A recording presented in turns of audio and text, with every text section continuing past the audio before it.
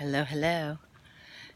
It's me again in the darkness with a little bit of light every once in a while to shine bright so that you can check in and say, oh yes, it's really her. So, amongst the wonderful revelations that I've been gifted this eve that have inspired me to do a little videoing is my Geminian self. I often say that the Gemini part of me is very, very subtle. So filled with water signs in my inner planets. So the Gemini is tempered with greater grace and subtlety than she may otherwise be. But one of the ways that I noticed this eve, through conversations with a few, and then my journey home now with all of you, is one of the ways that my Gemini self is expressed and exalted, actually, is that there's the two sides that coexist within me simultaneously. The me who completely and fully, totally embodies my beingness as a spiritualist, as a mystic, as one who talks to the dead and existence as a whole, not just the dead, just interacts with energy, the divine masculine, divine feminine, whatever the hell you want to call it.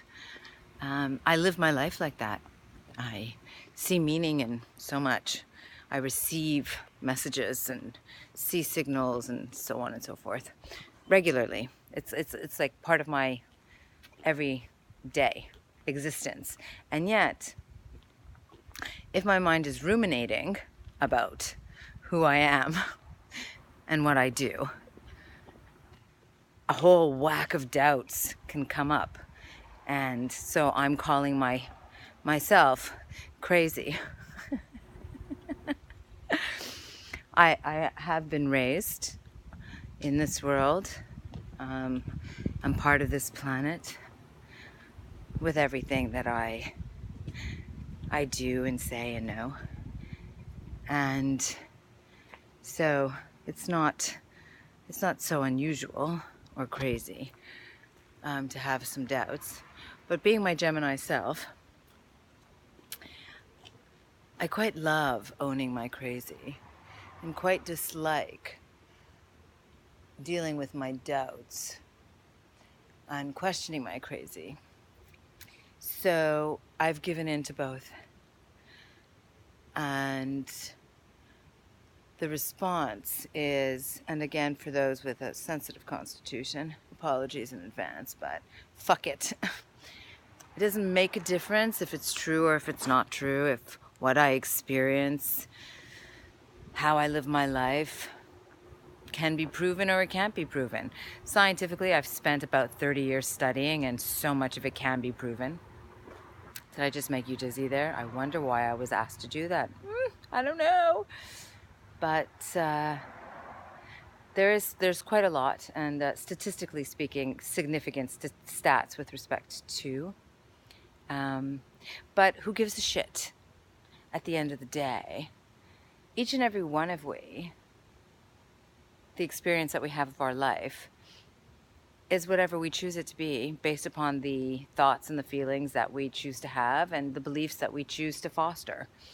So if I believe that I'm speaking to my dead sister, or I believe that I find something on the floor and it means something and I give it meaning, or I don't, either one of those choices creates my experience, and that's my life. And it doesn't matter if you believe me and you trust me, or they believe me and they trust me, or even I believe me and I trust me. It's my experience. So, and it's the same for everybody. It's the same for everybody. This experience of being in this human body, consciousness, the unseen within the physical body. Everybody's having the experience, and we're all making the choices that we're making and experiencing the life that we're experiencing based on the choices that we're making of which thoughts and feelings that we're aligning ourselves with. Say too.